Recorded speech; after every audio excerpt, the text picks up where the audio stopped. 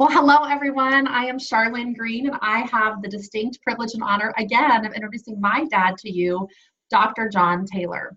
He has been working in the field of psychology and as a psychotherapist for over 40 years. He's written over 24 books, and he is just so incredibly talented at helping people and empowering them to really become the highest and best version of themselves with their emotional congruence and the skills to really not only be a great parent but have great relationships.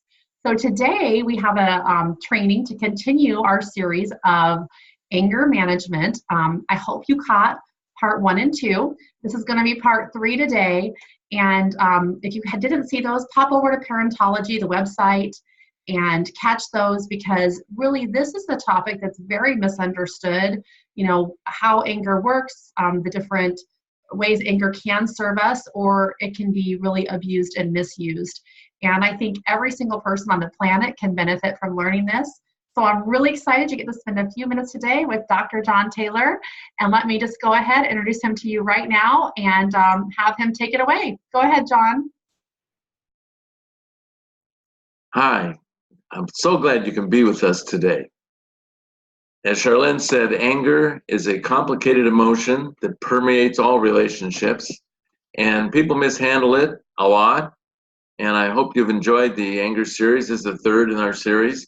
You may recall that one of my teaching points is that to handle anger effectively, there are 3 things you want to do with all the energy that anger gives you, and they spell ACE, play the ace. That was in another one of these. That was the second one.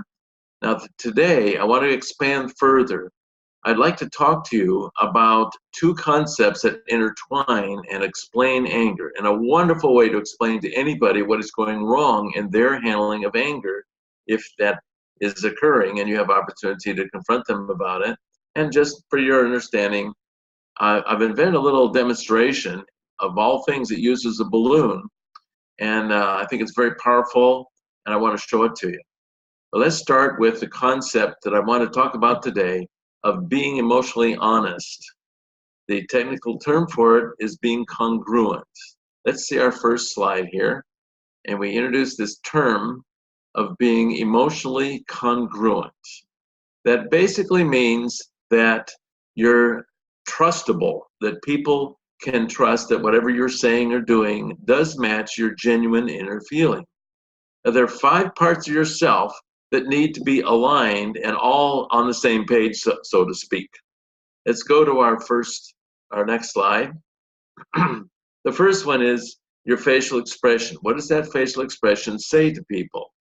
Well, of course, you're used to this. You go up to somebody and you see their face, and it'll say they're sad, or they're angry, or they're embarrassed, or whatever. The red cheeks would be embarrassment, etc. Another component of congruence, be on next slide, in addition to facial expression, is the whole body language, your body talk, the gestures you make, and so forth.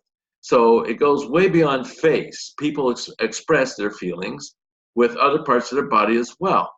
If you cross your legs and fold your arms and look up at the sky when someone is talking to you, you're saying, I don't want to hear this. If you're opening your arms and lean forward eagerly when someone's talking to you with an open facial expression, you're saying, I want to hear this, and so forth. So how people show their emotions through their various organs and parts of their bodies, especially hands and arms, gesturing, in addition to the head tilt, other leaning forward, they like something, other leaning backwards, they don't like it, and so forth. So facial expression ties in with expression from all the other body parts. Now, the third part of being congruent, which you want to have lined up and all say the same message, is shown by our next slide. And it is the actual word choice you use. So if you say, I love you, don't sneer it. Don't yell it angrily. So that would be non-congruent. So the words should be matching the body language and the facial expression if this person is being emotionally congruent, and you might say emotionally honest about what their feelings really are. If you are really unhappy, your facial expression will show that. And your body language will also show up because you might be crying and your frown would be there. And you'd be slumped over. You wouldn't be energetic. You would feel depleted of energy. So your whole body would say that. And the words you say, if you're going to be emotionally congruent, would reflect your sadness. They wouldn't be words of, oh, this ice cream tastes great, isn't this a wonderful day? You wouldn't be saying that. So the words themselves, what I call word choice, needs to be matching if the person is going to be congruent. The fourth component of congruence, if we see our next slide, is the expression used when saying those words. Now, this guy here had better not be saying how calm and happy he is right now, because he'd be very non-congruent to use those words with those kinds of voice characteristics, which in his case would be probably loud and gruff and so forth. So the speed at which you talk, the intonation, the nasality, the rhythm, the loudness, etc. of the voice, these kinds of variations also reflect mood, as they do in animals as well. Now, the fifth component is your actions, what you go and do.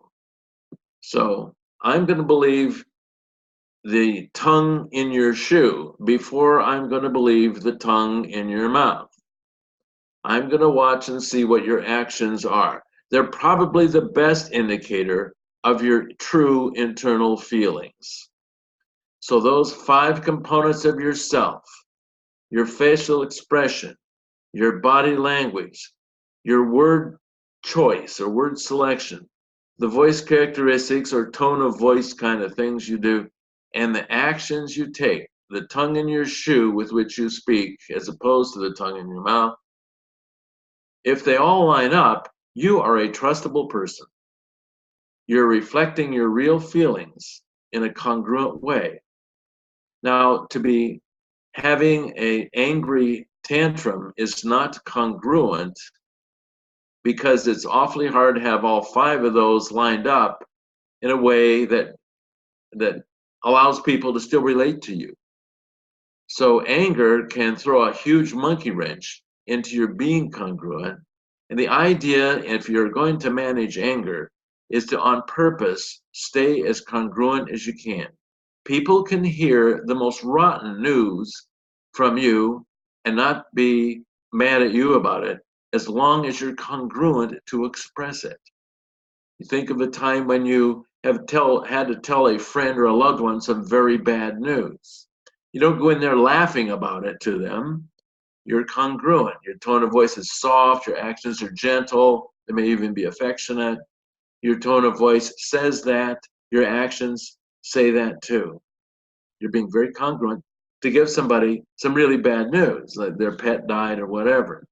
That's great. That's what we want people to do. Some of the best mental health professionals want all relationships in a family to be 100% congruent. That's sort of a goal by family therapists, that people have their relationships congruent with each other and not have this kind of strange incongruence of the actions not matching what he said he would do and things like that. Now, anger fits in with all this. Here is the demonstration I wanted to show you about it has with the balloon. Your body space, your personal space in life, can be symbolized by this balloon. If someone violates you, they hurt you, they oppress you, they steal from you, they somehow violate your being, that'll be symbolized by the finger pressing into and invading the boundary, the balloon. So here's my finger invading this balloon, it's pressing in. Now, if you allow slight pressing in or crossing of your boundary, you're still calm. But if you allow deep oppression of you, there's no way you're going to stay calm, because the surface tension in the balloon is anger. Anger is self-protective. Anger wants the balloon to regain its fullness. And so if you define your boundaries to people soon, so they don't violate much, they learn very quickly, oh, that's your boundary. Oh, I'm sorry, they back off. And you're able to define your boundaries calmly and clearly. And I taught this before in one of the other anger sessions. But if you wait until you're deeply gored and hurt terribly, there's so much surface tension here, so much anger, that you're unable to express your boundary defining in a calm, congruent way. You'll scream and yell and have tantrum and throw things and so forth. So then you're in trouble. Then anger is creating havoc on your intimate relationships. So the name of the game is to define your boundaries early. I think we have a slide on that. It sort of illustrates that concept. If you can think of, okay, and matching inner feelings. There it is, defining boundaries. If you define them early, you can do so calmly and congruently and clearly. If you wait until you are deeply violated, so much surface tension is there. If you can look at the balloon again, I'll show you this. The surface tension is there as I deeply penetrate. If this balloon to regain its fullness, it would have a slingshot effect. It would kick my finger way far away. If I have a slight penetration, you set the boundary, you define the boundary early, there's a slight slingshot effect. It's only this much. So the other person is still near you and in your space and loving to you if you set your boundary early. There isn't much surface tension. There's not much anger. You can be calm and congruent as you tell somebody, please don't do that. That bothers me. Please do this over here, honey. I love you. And the person said, oh, okay. Now, there's another angle to this. In real life, the other people do not see the balloon. The balloon is invisible. So let's do it without the balloon.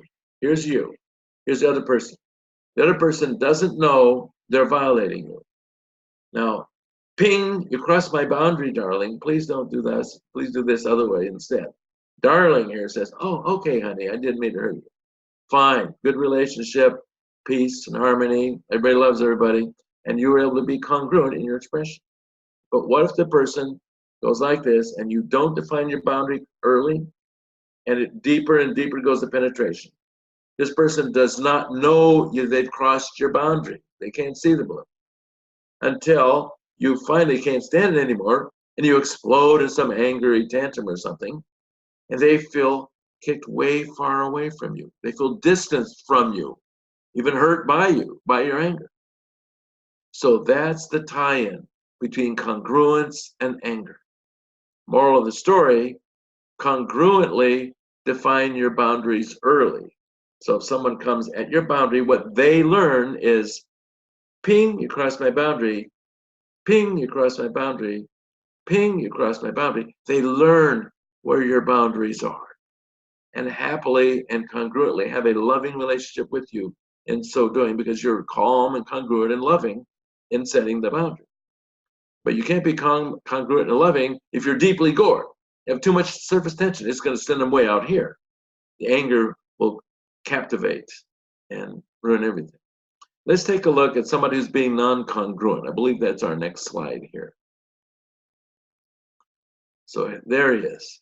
Now look at that smiley face on his shirt. He wants to have a happy relationship with the world, but yeah, he's not doing it too well. He's not able to set the limits the way I'm saying here. So that's the big message I wanted to share with you today. That the idea is we have this balloon concept, and the other people can't see the balloon. When they come to your boundary, define it early and calmly, because there's a little slingshot effect, but it's not much. You're not going to have much anger.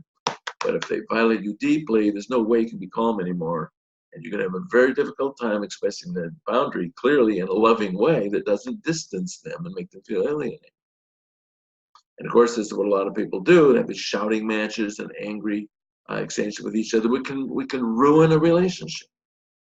So anger is there to protect you.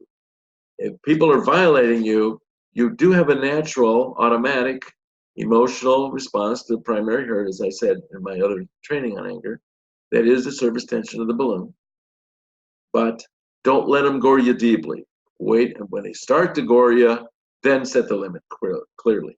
That way you won't have anger mucking up your relationships at all.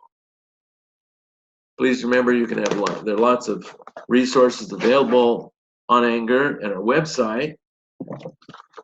One of my books that I think is going to be very helpful to teach children anger management is this one. It's called Anger Control Training for Children and Teens. The adult reads the book and trains the child in these kind of principles.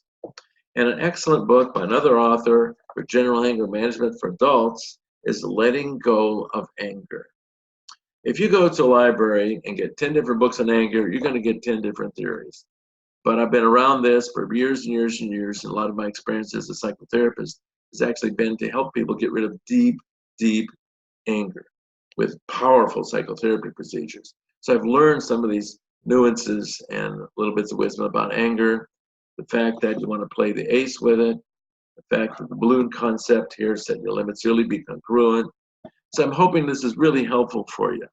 And I hope that you'll be able to join us again for further little gems from my 45 years of experience with making life better for people. I hope this help makes your life better too.